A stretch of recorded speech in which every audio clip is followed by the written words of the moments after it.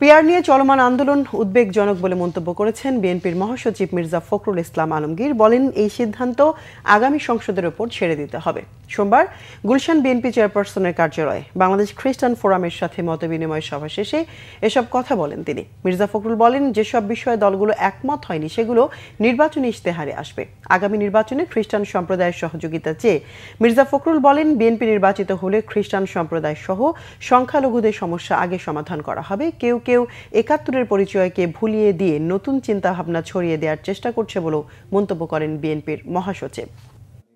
বিষয়টা ওই আগামী পার্লামেন্টের উপরে ছেড়ে দিতে হবে।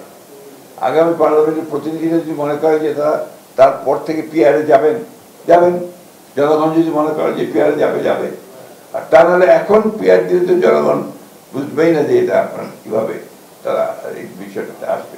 এবং একটা বড় যেটা প্রবলেম এখানে এই পিআর পদ্ধতিতে, ব্যক্তির যে স্বাধীনতা থাকে আপনার তার রিপ্রেজেন্টেটিভ চুজ করবার, সেই স্বাধীনতাটা এখানে কিন্তু করব হয়, দলকেই চুজ করতে হয়, অর্থাৎ ওই দলকেই ভোট দিতে হবে।